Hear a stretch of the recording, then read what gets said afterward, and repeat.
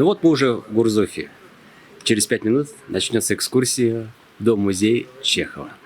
В Гурзуфе располагается дача писателя Антона Павловича Чехова и его жены Ольги Леонардовны Книпер, ныне музей.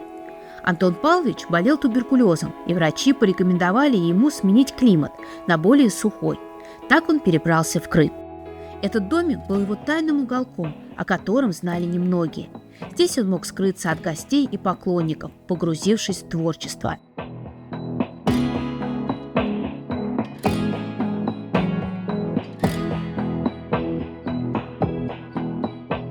Дача Чехова – домик с 4 маленькими комнатами, в каждой из которых отдельная экспозиция. Здесь представлены копии рукописи Чехова, письма, редкие издания прошлых веков, фотографии артистов, занятых в постановках по пьесам Чехова. В одной из комнат можно познакомиться с семьей писателя. Здесь развешаны их фотографии и краткие биографии.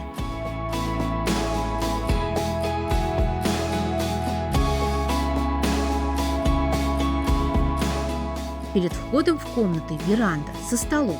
Очень душевная обстановка. В 60-х годах 20 века дача была собственностью Союза художников СССР, а в 1995 году открылась как музей, став филиалом Дома-музея Чехова в Ялте. Главная особенность этого домика – прекрасный сад и собственная бухта. Отсюда открывается вид на Генуэзскую скалу, она же Пушкинская. В Гурзуфе Александр Сергеевич побывал в 1720 году и провел здесь всего 3 недели.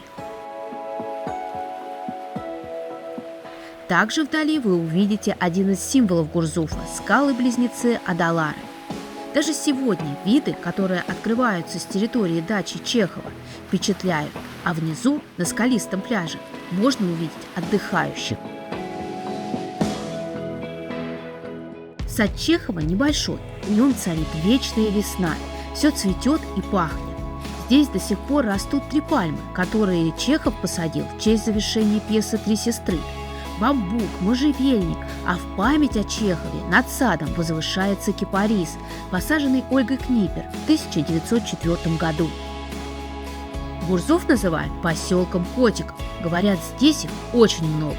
Не будем это опровергать, но в новом свете мы повстречали намного больше этих усатых. Гурзуф когда-то был маленькой татарской деревушкой. Все изменилось в 80-х годах XIX века, когда промышленник и меценат Петр Губонин превращает его в модный и доходный курорт. Сейчас Гурзуф остается одним из известнейших курортов Крыма.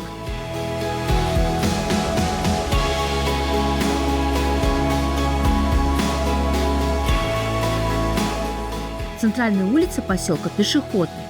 Здесь приятные узкие улочки с интересной архитектурой. Дома как будто застыли во времени. А главная площадь с фонтаном называется Пятачок.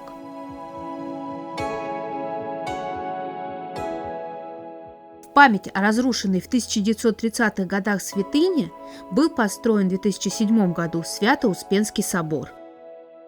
Второй музей, который мы решили посетить в Гурзуфе, это музей Константина Коровина. Приглашаем вас тоже. Константин Алексеевич Коровин – один из наиболее известных московских художников Серебряного века, которого считают первым русским импрессионистом. Кроме импрессионистских пейзажей и натюрмортов, он создавал театральные декорации, оформлял павильоны для международной и всероссийской выставок. В Гурзуфе Коровин по своему проекту построил для себя двухэтажную виллу на берегу моря. Назвал он ее «Саламба» в честь романа Гюстава Флабера и одноименного балета в Большом театре, для которого он писал декорации. Именно в этой вилле сейчас и располагается музей художника.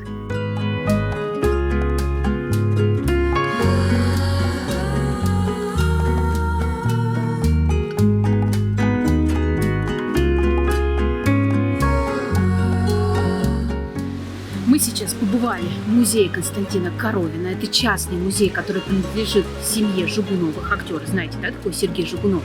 Вот, музей обалденный. При входе дают аудиогид, и ты ходишь из комнаты в комнату, тебя сопровождает голос Шаляпина, который часто бывал на даче у Коровина.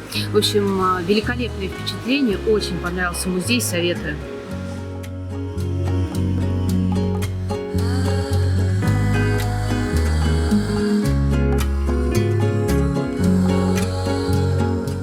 Прогуливаясь по набережной Гурзуфа, мы нашли еще один музей – музей Александра Сергеевича Пушкина, но он временно закрыт на реставрацию.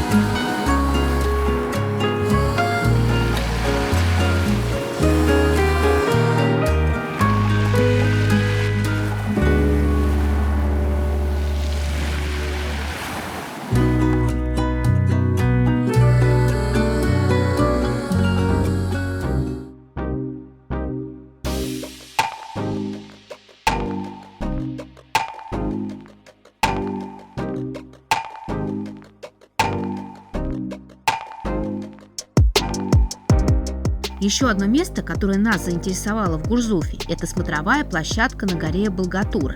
Это самая высокая точка Гурзуфа – 150 метров над уровнем моря. Понравилось то, что это место оборудовано удобными лесенками и скамейками. Можно присесть и полюбоваться на открывающиеся виды. А посмотреть есть что. Отсюда весь Гурзуф как на ладони. И гора Медведь-Аюдак, и скалы Адалары, и Гурзуфский парк, и набережная Пушкина, и даже Артек. Великолепная панорама.